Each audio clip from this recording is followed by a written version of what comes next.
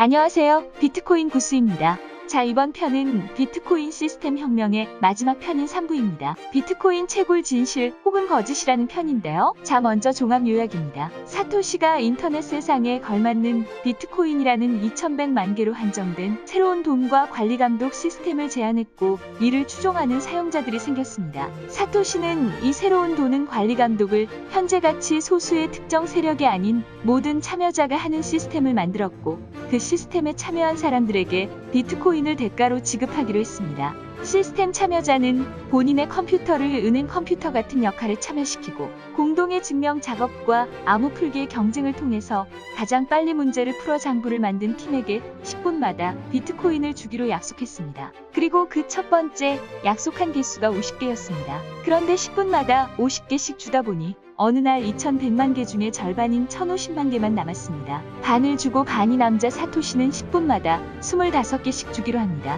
이걸 우리는 나오는 양이 반으로 주는 기간이라 하여 반감기라고 부릅니다. 그렇게 해서 2020년 5월부터는 10분마다 장부를 작성하면 6.25개가 나오는 지금의 3차 반감기에 돌입하게 되었습니다.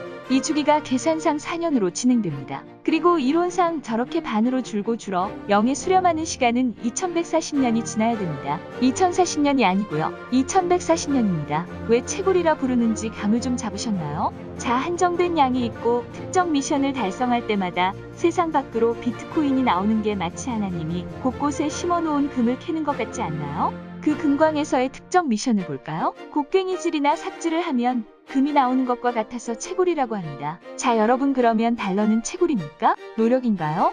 아니죠. 그건 발행입니다. 그런데 이 채굴이란 용어 때문에 사람들이 비트코인과 채굴에 대해 가장 많이 오해하고 헷갈려 하는 게 있습니다. 자, 이미 비트코인은 채굴이 다 되어서 끝나가니까 돈이 안 된다. 그럼 이제 다른 코인을 채굴해야 한다든 혹시 이런 이야기 들어보셨나요? 그 사람들은 채굴에 대해서 아예 모른다고 말할 수 있습니다. 자, 그 사람 말이 만약 다 맞다고 보겠습니다. 그럼 비트코인이 다 채굴되면 채굴업자들은 채굴을 할까요? 안 할까요? 대가가 없으니까 채굴을 안 해야겠죠. 그러면 비트코인 시장에 어떤 일이 벌어질까요? 비트코인 가격이 올라가겠죠 같은 대답이 가장 많았습니다. 그런데 채굴이라는 용어를 지우고 채굴기가 하는 일이 무엇인지 생각해보면 답이 나옵니다. 채굴기가 하는 일은 채굴이 아니고요. 비트코인 거래에 있어서 여러분이 비트코인을 누구한테 전송하려고 하면 그게 비트코인인지 아닌지 확인, 인증, 기록, 보호라는 분류 작업, 증명 작업을 통해 비트코인이 거래될 수 있도록 해주는 컴퓨터가 바로 채굴기라고 말씀을 드렸습니다. 그리고 채굴기가 하는 일은 은행 컴퓨터가 하는 일과 같다고 말했죠.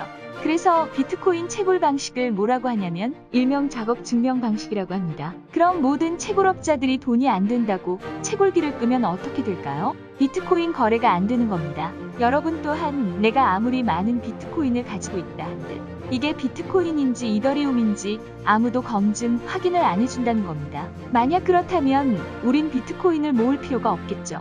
언젠가 채굴업자들이 일을 안 하면 0이 될 건데 모을 필요가 없겠죠. 자, 그럼 비트코인이 양이 줄면 채굴업자들에겐 어떤 대가가 있느냐? 그것이 플러스 알파로 되어 있는 부분입니다. 채굴량이 반으로 줄수록 플러스 알파가 커지게 됩니다. 저것은 바로 수수료입니다. 수수료는 여러분이 한 비트코인 거래마다 발생합니다. 매 거래마다 여러분이 내는 수수료가 채굴업자가 가져가는 비트코인입니다. 그리고 수수료에 대해서는 고정값이 아닙니다. 시장에 맡겨진 값이라고 보시면 됩니다. 실제 블록체인상 장부를 보면서 이야기해 보겠습니다. 가장 왼쪽의 파란색이 장부 번호입니다. 그리고 오른쪽 옆에 TX 카운트가 저 장부에 10분 동안 기록된 거래들의 건수입니다. 그래서 아래를 쭉 보시면 장부마다 건수가 다르죠. 그리고 우리가 봐야 할 부분은 리워드 부분입니다. 자, 왼쪽에 12.5개는 거래 기록을 장부에 묶은 대가인 채굴 보상입니다. 현재 이 장부는 반감기가 오기 전인 2020년의 장부입니다. 장부 작성의 대가로 12.5개를 받았을 때고요.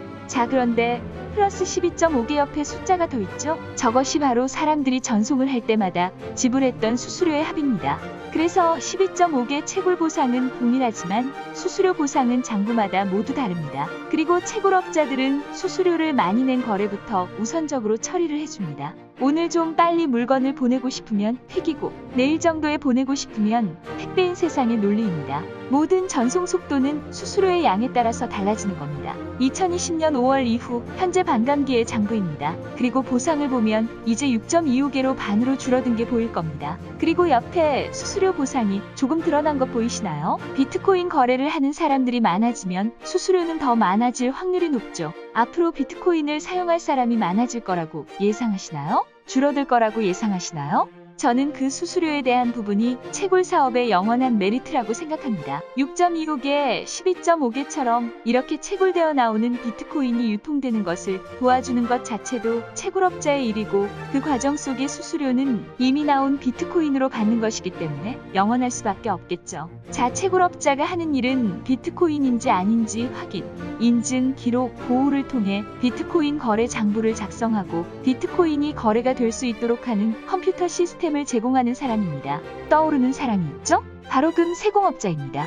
금인지 아닌지 기록하고 보관하는 은행업자가 된 금 세공업자 말이죠. 비트코인인지 아닌지 확인, 인증, 기록, 보호하는 게 채굴업자인 겁니다. 화폐가 금에서 종이로 바뀌게 되고 금 세공업자가 은행가로 바뀌게 됩니다. 저 시대에 살던 사람들에게는 처음에는 금화와 종이 돈이 공존하는 시기가 있었을 거고 서서히 종이 돈 시스템으로 바뀌게 되었죠. 현재 우리가 비슷한 화폐 변화기에 있는 게 아닐까라고 제가 말씀을 드렸습니다.